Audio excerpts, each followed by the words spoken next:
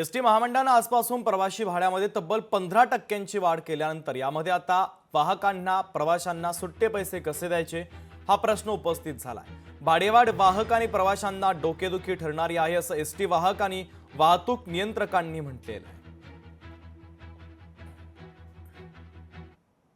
भाडेवाढीचं circular रात्री निघालं तेव्हापासून आमच्याकडे वाहक बंधूंनी तक्रारी मांडायला सुरुवात केली आहे। कारण जी आता जी भाडेवाढ जी आहे ही वाहकांना आणि प्रवाशांना खूप डोकेदुखी ठरणार आहे।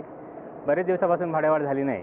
एस टी करिता भाडेवाढ जरी फायद्याची असली परंतु वाहक आणि प्रवाशांमध्ये ही रोज तंटा निर्माण करणारी आहे। कारण यापूर्वी रावते साहेबांनी भाडेवाढ केली होती ती 5च्या पटीत केली होती, तर आता ती रुपयाच्या पटीत केल्यामुळे खूप मोठा प्रॉब्लेम निर्माण होणार आहे चिल्लरचा। तर चिल्लरच्या माध्यमातून वाहक आणि प्रवाशांमध्ये रोज वाद होणार आहे।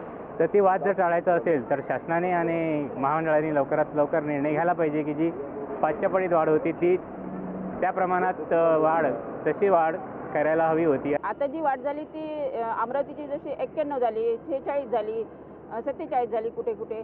तर ही जी चिल्लर देण्याची आम्हाला चिल्लर सुटे पैसे देण्याची अडचण निर्माण झालेली आहे। जशी आता अमरावतीची 91 झाली त्यामुळे आम्हाला 9 रुपये कुठून आणणार आहे याची अडचण झालेली आहे। ती भाडेवाढ ही रावते साहेबांप्रमाणे 5 पटीनेच करण्यात यावी असं आमची मागणी आहे।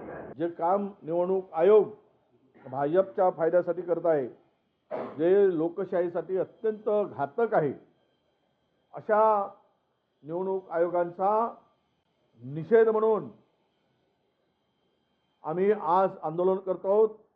निवडणुका पारदर्शकपणे होण्यासाठी आणि त्याची मागणी करण्यासाठी आज जिल्ह्यामध्ये आंदोलन करून जिल्हाधिकारी यांना निवेदन देणार आणि निवडणूक आयोगाने जी स्वायत्तता त्यांना दिली आहे त्या स्वायत्ततेप्रमाणे पारदर्शकपणे काम करावं अशी आमची मागणी असणार आहे।